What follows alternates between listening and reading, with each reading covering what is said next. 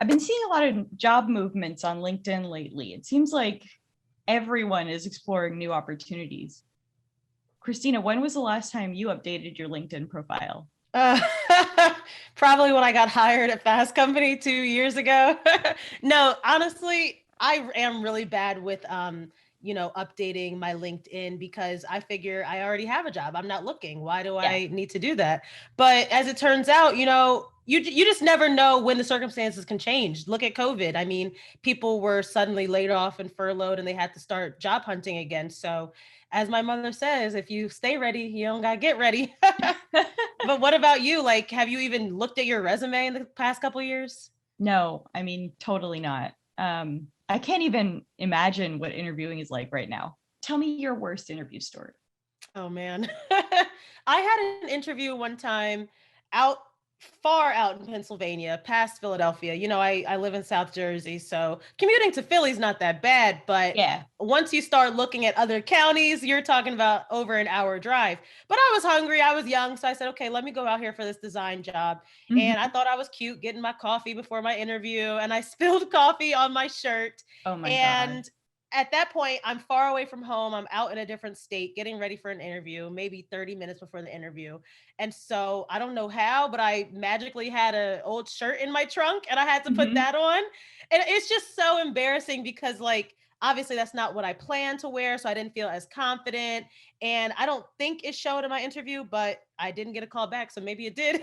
The shirt, nothing was wrong with the shirt, but it Yeah, was not my first choice for an interview. And got it. so it was too tight. I was uncomfortable and I didn't feel like myself. And that really just made the interview worse for me. But what about you? Yeah, you never know the factors that are going to influence it. So I know, like, so my first year out of college, I went to an interview to become like the assistant to someone, someone high up in publishing. I don't want to like, No names. yeah, no names, no names. And I walk into this guy's office and he's wearing like a fedora type hat and he's got his feet up on his desk. He's got my resume in front of him. He's like, "You're too qualified for this job, so you're not going to be an assistant." And I was like, "What do you mean too What? qualified, man? Like, I'm my first year out of college, like literally just hire like, so I tried to make the case, which was weird because I was basically like, "No, I'm not that qualified. I Oh want to gosh. learn." So it was like a little weird. And then he was like so brusque. He never took his feet off his desk. He was like, "Get out of my office and like go talk to this other guy, who's also high up in the newspaper down the hall, and he may have a job for you." So I was like, "Okay."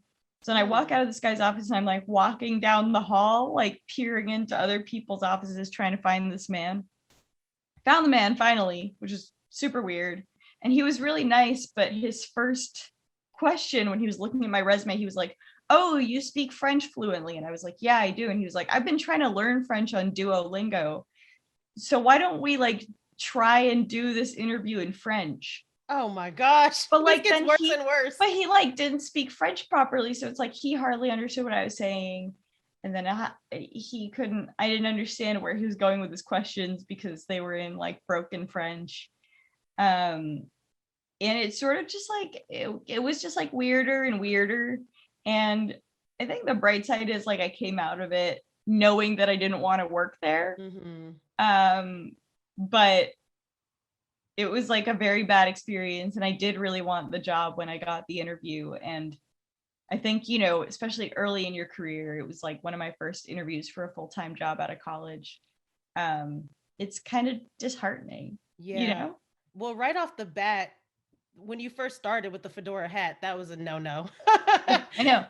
Like, take your hat off indoors. Like, fedoras are Yes. ugly and a terrible and like say only bad things about someone, but just like fundamental politeness.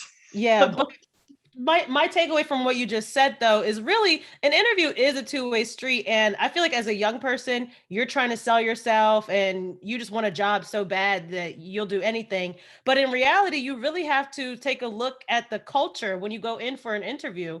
And yeah. again, as we said earlier, that might be missing from virtual interviews right now. We probably Mhm. can't see how people eat lunch together or just walk around the office. So that definitely changes the interview process as well. But I feel like you and I have been out the game for a while, so I don't Yeah. even know what employers are looking for right now. Well, you just mentioned that you've been interviewing candidates, right, to be Mhm. on your team. And I'm curious, like, do you think cover letters still matter? To Or what me, are you reading? Are you reading their resumes? Are you reading their cover letters? Like, what is the kind of thing that will sell you on a person before the interview? not at all. My manager did not show me a cover letter. She said, "We're interviewing so and so today. Here's their resume." So that makes, well, Fast Company, I feel like we actually have real humans who read the resumes. We don't Yeah. have a robot system reading resumes and cover letters. So I don't even know if our applicants have to submit a cover letter. I don't think I did when I Oh, applied to you Fast didn't? Company. I don't think so. Maybe. It was a while ago, but on my own personal feelings, I feel like cover letters are outdated. And I hate the fact that when you do a job application, you have to just repeat yourself over and over with your work history. You see it in the cover letter, the resume, and the online application. How many times am I gonna have to tell y'all where I worked, you know? How do you feel about you're someone who started out as a graphic design major in college and worked in a bunch of different industries before coming to this job, right? And I'm curious, like, how you kind of sold that experience, Mm. if that Yeah, makes that's a good sense. question because I do feel like my resume is all over the place. There was Yeah. one point where I had a position on my resume. I only worked there for a month. And I felt like it was valuable to my resume though, because it Yeah. showed that I could do digital design. That was something I never done before. And even though I only did it for a month in a temp position, I put it on there. And so for me, I feel like having different positions and different avenues, design, social media, I feel like that's only helped my resume. It's really helped me stand out because right now I think that employers are looking for multifaceted, Yeah. multi-talented people. You kind of have to do everything. You have to know how to jump into Photoshop, write an article, post on TikTok. So I think that my manager told me the number one thing that stood out on my resume though was my passion project, my other podcast. And that really caught her attention because it's in media. Number one, I was going for a media job, but also it just showed that I am a creative person and how I can manage a whole podcast as one person. I could do wonders on a team, you know what I'm saying? So I definitely think that my resume is a highlight for me. But what Some about you? Like, has anybody ever complimented or critiqued your resume?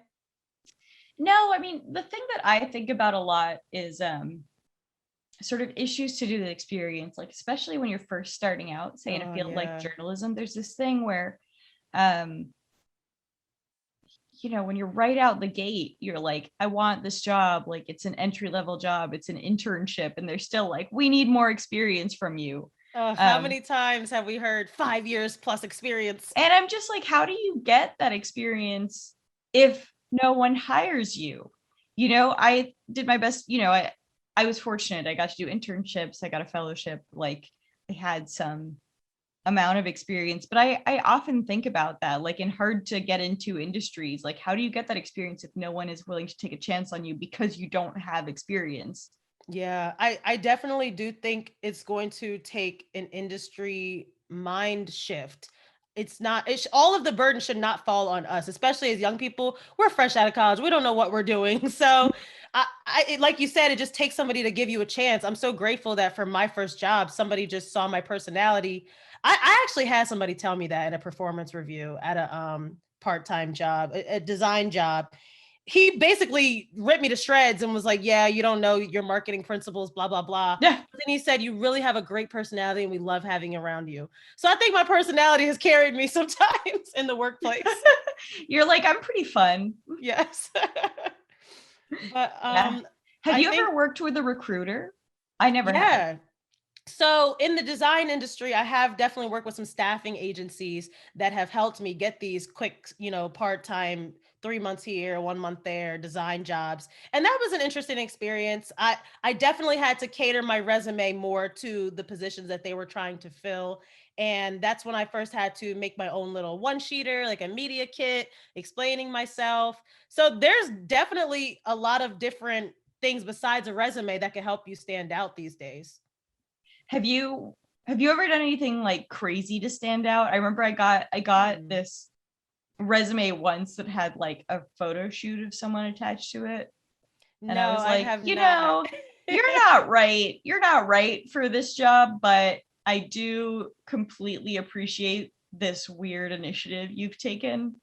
Yeah, no, I know people who like send gift baskets and all kinds of stuff. I've never Yeah. done anything like that, but one time I was trying to enter a competition. This is embarrassing, but one time I was trying to enter a competition to be a PA on the set of HBO's Insecure. And Mhm. I had to come up with a rap, and I dragged my best friend into it. And so we like video recorded ourselves doing this rap and submitted it to Issa Rae. I never heard back, so I guess I wasn't that good. Can you But share any of the rap? Is it a rap I about don't even yourself? I don't even remember what the lyrics were, but it was kind of just like I don't even know. You know what? That could be some bonus content. I will definitely share that with Hit the Yeah, Ground Running yeah. We gotta, listeners. because I think our listeners want to hear you rap about yourself. Yes, You but know? that was basically like a video resume where you had to like really get creative and put yourself out there. So at least I have that experience. Yeah, No I matter love how that. good it That's the was. thing. I've never done anything crazy. I will say always send a thank you note after you talk with someone. I think that's just like really important generally. Like it It's doesn't funny need to you be. mentioned that because, like I said, I've been helping with these interviews, and my manager said, "Does nobody send thank you letters anymore?" And Yeah. I haven't gotten a note recently. I'm like, I always send like the thank you email. Also, because it is genuine. Like you want to thank someone for their time. Like they took time out of their day to talk with you. Yeah. Oh, And actually, that reminds me. Yeah, one time after an interview, I think I was talking about Bitmojis on the interview. And mhm. so after the interview, I sent my Bitmoji with like, thank you, like trying to make like draw from something during the interview. Yeah, how did that Yeah. go? I think they responded with a Bitmoji. I think it was positive. All right. Yeah. That's good. So get creative, y'all. I always stay as formal as possible. That yeah, well, You know? we're definitely gonna find out the do's and don'ts from our guest, Yeah. Bianca. Yeah, it's true. We're like kind of both talking out of our asses right now, almost. Not I that don't know. we have interviewed people for jobs and we have both interviewed for jobs, but like Bianca's the real expert here. You know Yeah. what I mean? Because I still Google sometimes, like, should I put this on my resume? Or we all need Totally. that help. Honestly, no matter what your age, we don't all have it figured out, but somebody who works in this field, she'll definitely be able to tell us. Yeah. So my first question for you is if I were looking for another job, how do I stand out digitally? You know, do I need a website? What does my social media presence need to look like? How does that all work? Yeah. So, okay. So we can probably peel it back to maybe one of the first clarifying questions. So, what do you actually want? I think Yeah. that before we even go into, let's say, some of the marketing or some of just like, okay, like, should I, hide that photo from college and me over here potentially looking a little crazy? Let me think about what it is that I actually want and the type of environment that I actually want to work in, right? And I think that that's probably one of the bigger questions before we jump into how do I optimize my LinkedIn? Because I think one of the things that I've noticed in terms of conversations I've had with people that are on the job hunt or they're just considering career switching, or even just in the midst of COVID, a ton of us were inside thinking about like, okay, like, do I really like this job? Like, do I Yeah. want to be here, first of all? And so now thinking about that, it's like, okay, well, what do I want? And answering that question sounds like, a boulder, but it is more so like, what is it that I want to learn next? And if I look at my career as more of a body of work than it is just like the next position that I take on, it actually makes all the questions of like, how do I stand out attractively a lot easier.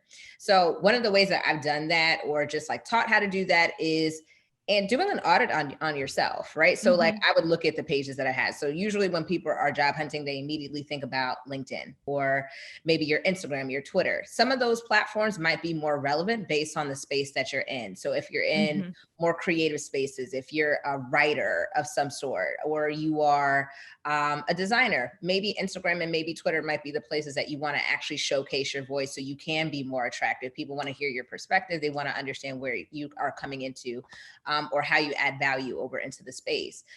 If you're more of a techie person, if you are more of an engineer, there might be very specific consortiums that have those conversations and have that dialogue. And you might see that on LinkedIn, or there might be just digital communities that have erupted. But again, that goes back over to the question of what is it that you want? So I say always set the hypothesis about what it is that you want. Start there and be okay with being wrong, right? I think that's nerve-wracking. Oh my God, I might put the wrong word on my LinkedIn profile and no recruiters are going to reach out to me. Incorrect. They'll find you. But I think answering that question first, you really want to optimize your platforms or your profiles based on what it is that you're looking to attract. So your LinkedIn recruiters are basically putting in very specific keywords and requirements that they're getting from hiring managers over internally, right? So at that point, you basically want to match up those words, right? If they're looking for a sales account manager, you want to have sales account manager, right? Like you need to have, you just got to make it make sense for them to make it easy to find you. And then I also think about if you are, I think another question comes into play of like, okay, I want to be attractive, but I also want to be myself, right? Like I don't want to feel like I have to hide these very things.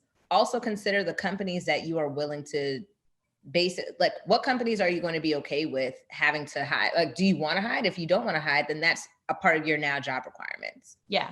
So I know that it was like jumped around, but I wanted to at least answer a high level and then we can probably dig in deeper. Yeah, I have a question that kind of goes along with that. When you're first applying to a company, the first impression they get of you is your cover letter and your resume. So Yaz and I were actually talking earlier about, do cover letters even matter anymore? And if so, how should I write my executive statement or my cover letter to clearly express just what you said, what I'm looking for and who I am without, just copying and pasting for all companies? Yeah. So I am very anti-cover letter, and that's probably not what, recruiters or, traditional human resource professionals want to hear. But I just think about like, if we take a step back and just think about the world that we're in, we are on TikTok, we're on Instagram, we're on Reels, we're looking at tweets. We get excited by short form content. So the idea of me having to read a little novella about you over on the and I have to sit down if I'm a recruiter, I have to go through 10 different resumes. I'm probably spending 15 seconds on all of them just to kind of scan over. Does this person look like I can actually dig deeper into it? A cover letter, in my personal opinion, feels obsolete. What I would replace it with is maybe a personal website or a deck, or maybe like your own personal portfolio. And the reason being is if you can make what you do as visual as possible so people can digest it very quickly and understand what it is that you do, I promise you the funnel and the leads that you'll come in with, people sliding in your DMs like, hey, Christina, let me talk to you for a quick second, because they'll immediately get it. I do feel like cover letters, because there's just so many words and we don't like to read that much anymore. If like we're not in a space or in an environment where reading is, the most, unless we're like a book. I am a nerd and I got contacts and glasses and other things I do read. But in general, when it comes to just engaging socially, reading the things that get us excited are the things that we feel and understand immediately. And I just don't see it for cover letters making it out the pandemic. Yeah, I really think that we should let our work speak for us. And you mentioned having a personal website. I had one, let it go. Everybody goes through those phases. But now I really like the link in bio feature in most of the social media platforms. I even put on there everything I do in one place. And I have all my writing, my videos, my podcast. So I do hope that recruiters are stepping into the current era and they're looking at that before they look at a cover letter. 100%. You are making me feel so bad about how not organized I am on this, Christina. No, you need to get a link in bio because you have so many awesome like features and stuff from Fast Company that could go right there and people could read it. I want to talk a little bit about the actual interview process. Yeah, sure. So first of all, I'd love to hear from you personally what your worst interview experience was. Oh, Chile. You want to hear about this? Okay. Or just like literally any, like, what are the worst stories you've heard? What has your worst one been? I will be the Katniss Everdeen and talk about my terrible interview. So I was interviewing for Google once upon a time, right? And at that point in time, like, They reached out to me via email and I thought it was a scam. When I tell you, I just did not believe that they were even reaching out. At that point in my career, I was relatively early. I didn't think that like I was even like worthy of the opportunity. So to be honest, I had reached out to people that I knew at Google. I said, hey, can you just take this email and just put it in your directory and make sure that this is real, right? Because my headspace was like, it's impossible. I'm sorry. Like this is just isn't it. And then found out it was a viable opportunity. So now I'm over here sweating through all the interviews, right? That being said, it's like a 4 or 5 round interview, and talk to the recruiter, talk to one of the hiring managers. They love me. I'm shocked again. And then by the time we get over into the in-person interview, of course, there's like this big fire drill where the entire building has to basically exit. So I'm over here with my portfolio, coming down over on the A train, and it's in the middle of summer. So like wearing a suit in the middle of the summer, girl, it's just, there's not a men's deodorant that could save me. Okay. So I had went down and got in there. And then of course, everyone had to exit. They had to reschedule my interview. Okay, great. Whew. God had my back that day. So then went back down again, another sweaty day. Went over into the interview process. The first interview round went well. And honestly, like during that interview, I asked them, I was just like, okay, like I have 3 rounds of interviews with 3 different people. And I asked him, I said, the first guy, he loved me. He was just like, yeah, like, I was like, okay, so like, give me some tips, like help me out here. Like, what can I expect for the next couple of people? And he was just like, yeah, just be very, just be succinct and talk about your experience confidently. And I said, okay, cool, I can do that. To the next round. The next round, it just became like a large case study about one of these products that, y'all, I had no idea what was going on. It was just, it got bad. It just took a turn really bad. And one of the questions that they asked was essentially like, so the role I was interviewing for a sales role, and they wanted for me to basically describe to them how I would set up a campaign for a funeral home. Right. And so this is like ads, right? So like, how do I think about setting up a campaign for a funeral home? And like, again, I wasn't that familiar with that product, and that I don't work there. But they're also considering things like, okay, if you search for a funeral home, there are certain, mechanisms that you have to turn off. So it doesn't say, home, and then like you're getting a whole bunch of funeral homes when you're searching for homes. Like there's just like little nuances. There's little nuances with the product. So back to the interview, I'm over here just like just run. I don't know what I said. Word vomit. All I know is just, it got dirty very quickly. I have no idea what I said. I vomited all over the place. And it was to the point where I had to stop myself and say, I'm sorry. I've been rambling for about 2-3 minutes and I'm not quite sure what I said. So let me double back. Can I get back to you on that answer? It's just cool. And then after that, she asked me another question. She just saw the bullets over here, just sweating down, just dropping down my face. And then she left. And then I had to go ask for a glass of water because I was just like, oh my God, the next round, perfectly fine. I ended up, now to clean that up, I ended up calling into Google tech support on the phone. Like they had something on their website. And so I just called in and I asked them the interview question. I said, y'all, how would you set up a funeral home campaign? And they were like, a funeral home campaign. I was like, so wait a minute, Flag, how are you guys asking me this question? And y'all don't even know. So then at this point, they basically coached me through that. That was my follow-up in my thank you note. Like, hey, I know I did not do a great job of answering that question, but I did call in over to your support team. And here's some of the things that I did find out that I think would be helpful and things to consider. So needless to say, didn't get the job, but I got a really good stellar thank you note review. So oh my God. That's actually an awesome tip though, like for the thank you note. I'm curious, even before we talk about thank you notes, which I want to get to, when you're trying to figure out the culture of a place, you go in for an interview, you have such a limited amount of time and a limited amount of time there. Like, what are the questions we should ask, or what are the things we should look out for to figure out what a company culture is like? Yeah. So I'm actually very firm believer in creating a job requirements like profile for yourself before you even start job hunting, right? And also just I think it's easy for people to kind of assess, okay, I don't want these things. Like, I don't want a micromanager. I don't want a stuffy environment. I don't want to have to wear suits every day. Yeah. I don't want, like, all the things you don't want. That's great. A great foundation to start with, but also consider like, but also what would be really cool to have that I think that I would just really, really enjoy, and baking those in there, right?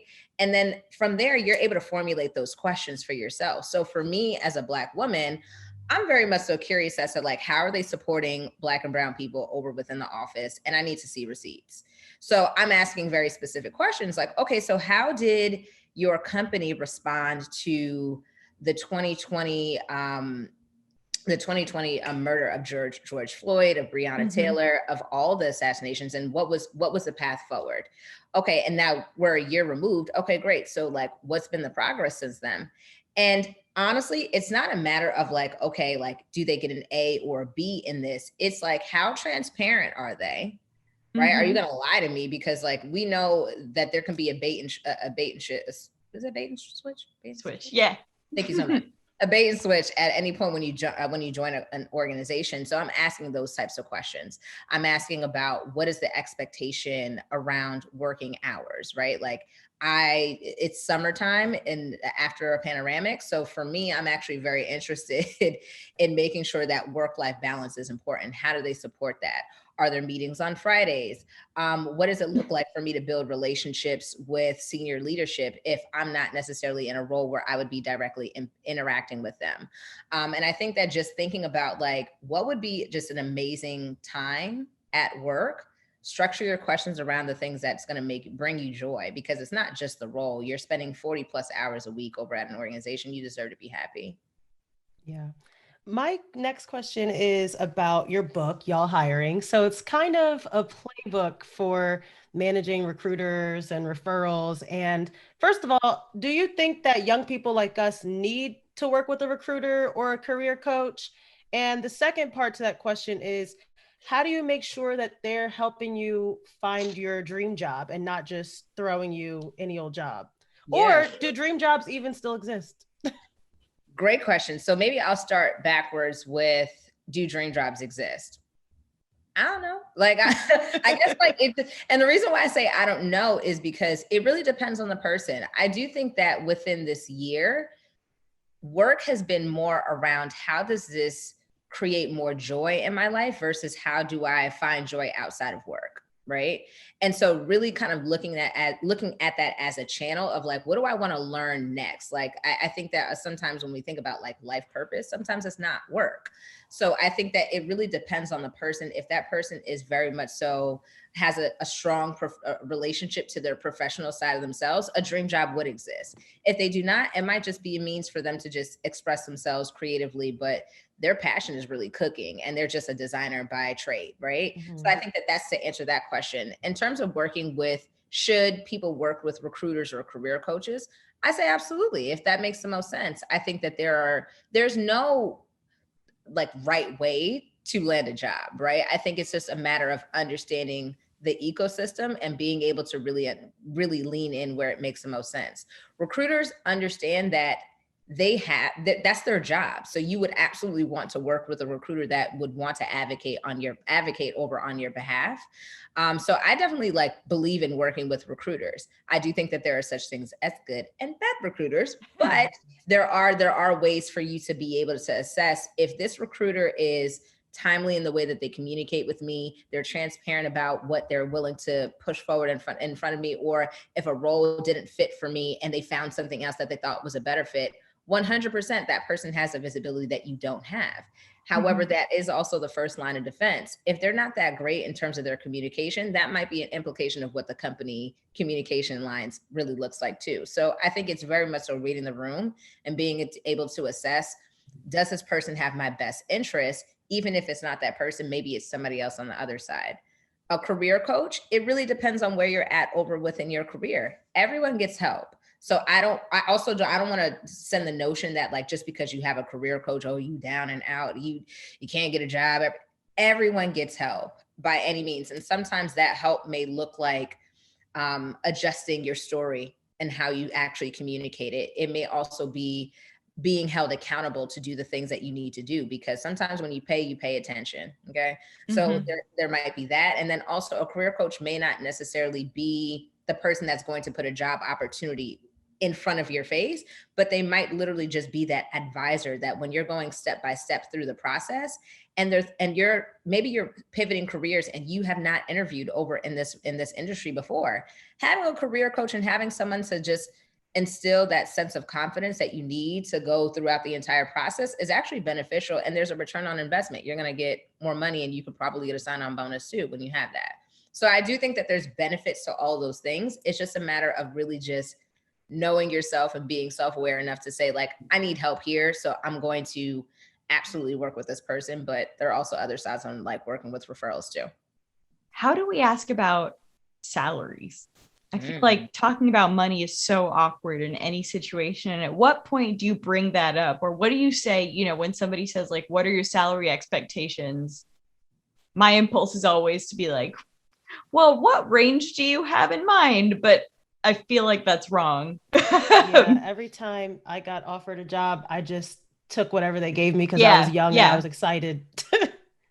Horrible at negotiating. Like most of us. But here's the thing about it. I think that when you change your relationship around what negotiating really is, you can adjust how you actually approach the conversation, right? So if you get the point where you're at negotiations, they like you, like they want you, right? So if they want you, and you're essentially now entering the point where you are somebody that's on the team, now it's more of a partnership. It's more about identifying what does the partnership look like versus like, how do I get over on you, right? So to answer your question around like, when is the best time to bring up money in this instance? There's a number of different views on this. I personally think that you should wait a little bit toward the end in order for you to build up your own personal equity and for the company to build up their own personal equity for you. So at that point, if it's a little bit too early on in the process and you're just like, okay, well, what are your salary expectations? And you say something like, I don't know, 250,000 and the role is 80, or you price yourself out before you even understand the opportunity, right?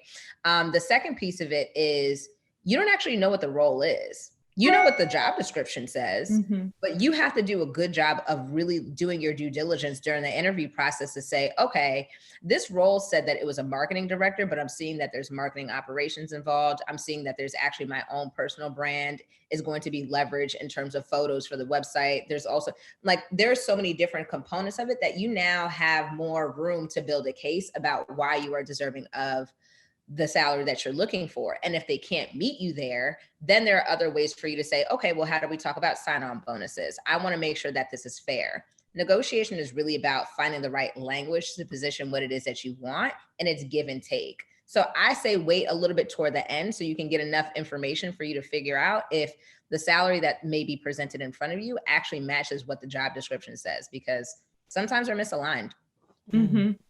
That's great advice. Thank you so much for joining us today, Bianca. It was a pleasure. Yeah, such good advice. It has made me feel both underprepared, but also ready to figure things out. I hope not. But I would also say, I personally am even still cleaning up some personal branding on the professional side as well. And I always just say, don't feel like you have to boil the ocean. You can always take 20 minutes at a time a day, or, however, a couple of days, and then just keep going at it. But I'm so excited that you guys had me, and thanks for inviting me. Thanks so much. All right, Christina, what is your takeaway from all this?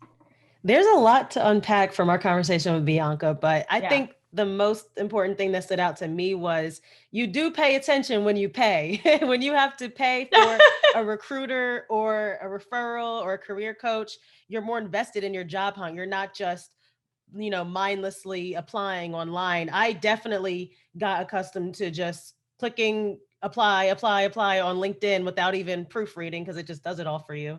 But I think that the main takeaway for me was it's okay to ask for help during your job hunt, because I definitely have tried to do it all on my own.